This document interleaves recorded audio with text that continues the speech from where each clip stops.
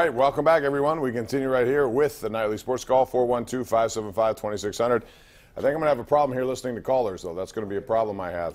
The IFB is not working right now, so Mike Mason is looking to get a replacement here so that I can listen to those of you who are called, and we have several callers on the line. So bear with me for 1 second, and we'll get that straightened out.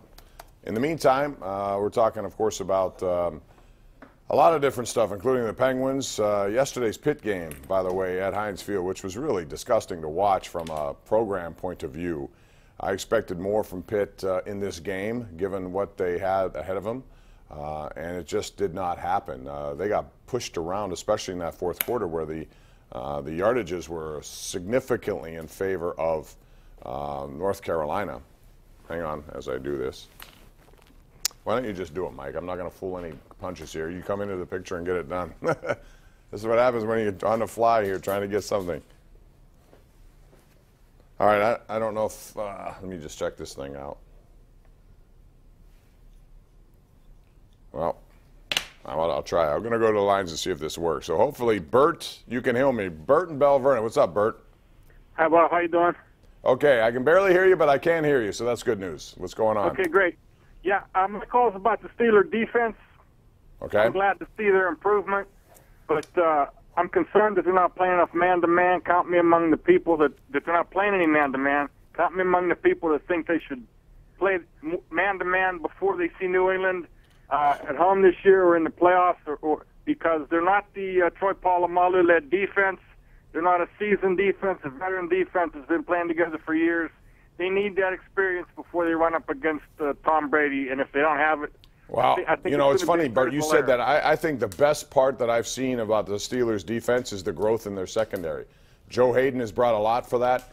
I think Artie Burns, you know, has really taken on ownership of his position. Year number 2, I think they have some pretty good depth there. I think Mike Hilton has been terrific. What a revelation this kid has been. I think their defensive backfield is better than any part of their defense this year, right now, compared to last year at this time. So I'm encouraged by that. Now, I know some of you out there will say, well, they gave up 500 yards almost to Matt Stafford, but what they didn't do was allow a touchdown. In the bottom line of this game, if you can prevent touchdowns, passing touchdowns, and they're one of the best in the NFL in that so far through 8 weeks, that's good news. So I think the pass rush will get better. I think overall this defense is something that I think will continue to get better generally, and I think the offense has to be better than what it was in the first half of the season. So I look for, you know, I said 13-3 was my preseason thing. I felt that was doable, and I still believe it can be doable in the second half of the season. Let's go out to Chad in President. What's up, Chad? How you doing? Hey, Mr. Pompeani, I just wanted to ask you your opinion. I think the defensive front has been doing real good. I like the way we're flipping in and out of the nickel. I think we're doing a great job. I'm just wondering, when we get into heavier competition here, how do you think we're going to be with moving Javon Hargrave in and out of there, and with hopefully, God bless Stephon Tuitt, hopefully he'll be healthy.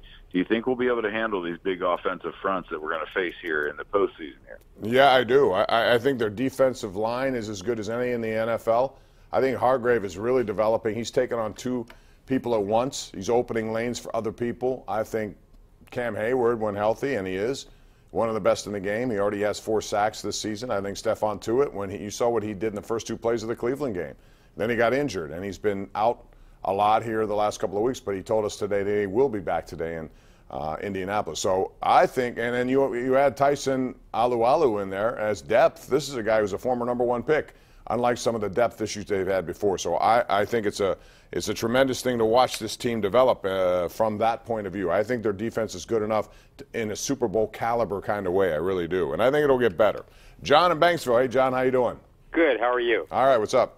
A couple of comments and then a question. Okay. I think that, I agree with you. It's November. Let's not freak out about the Penguins. But I think one of their problems is when Letang and Crosby aren't playing their game and playing up to par, it affects the whole team to an extent. They both look really like something's wrong. I'm not sure what. Mm-hmm. And I also think they're missing, obviously, Bonino and Cullen. Now, the 2 centers they have don't embarrass them, but they're no Bonino and Cullen. And my question is, what are your thoughts about the Miami Notre Dame game tomorrow. That should be a good game. I like Notre Dame to win that game. I think why?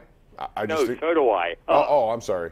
Yeah, I agree. I just think Notre Dame is now. If they don't win that game, this is a plus and minus situation, John. Notre Dame does not get a conference championship game. That's either good news or bad news. If they lose tomorrow, it's bad news. If they win tomorrow, it's real good news.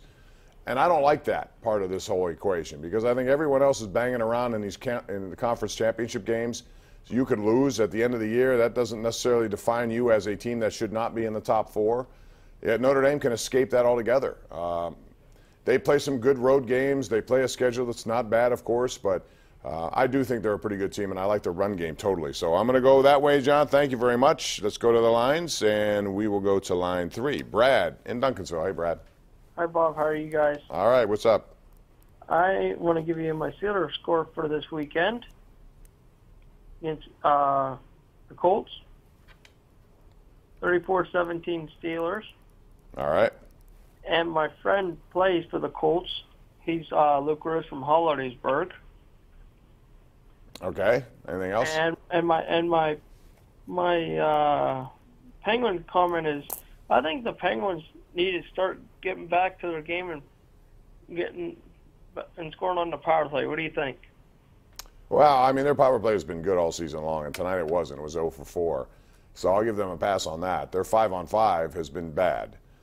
That has to get better, and it's just not been very good all season long. Now, with regard to Crosby, you could tell when he's not playing his game, when he doesn't get active in the corners, when he doesn't, you don't notice him so much when he's not doing his thing, because normally, even when he's not scoring, he's dominating games down low. He wins the battles of the boards. He keeps the puck in the attack zone. And here's a stat that sums up so far. He's only drawn 2 penalties all season long. Sidney Crosby normally draws penalties at a big rate, and he is now 9th on his team in drawing penalties. And normally he's leading the pack in that. So that tells me that maybe, I don't know if there's something wrong with him health-wise. I'm not led to believe that, but he just doesn't look the same in the last 10 games. Now, again, I'll take you back to a couple of years ago in December when he was really going through a funk, and they made the coaching change, and then his second half came to life big time. So I never discount Sidney Crosby. He's been around too long. I know what he's capable of doing, but it is head-scratching to watch what we've watched so far. All right, let's go out to Rick and Elizabeth. Hey, Rick, how you doing? Good, Bob. How you doing tonight? All right, what's going on? Hey, last night, the Pitt, North Carolina game, national TV audience, pitiful seeing all those yellow seats. The only game in town, and I would imagine that Pitt probably brought a lot of recruits in for that game. And that would have been a mistake if they did that.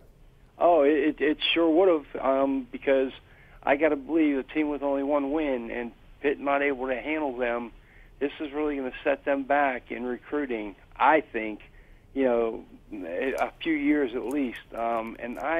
What's your feelings on Narduzzi? He's supposed to be a defensive coach, yet our defense is giving up over 30 points a game. I'm trying to give the guy the benefit of the doubt. What do you see? Well, for year 3, I expected more, especially last year. I thought, they had some couple of good wins. Last year was actually a pretty good year for year 2 for a guy who's in a new system, new place. They beat Penn State. They beat Clemson. That's the signature win of their season. So I thought, okay, that's something to build upon. But clearly there have been mistakes this year. Number 1, blowing the red shirt for Pinkett was not a good thing to do. Number 2, Ben DiNucci does not look like a guy capable of making throws down the field so far. And I thought the game planning yesterday, especially late in the game, some of the play calls not good, given where they were in the game.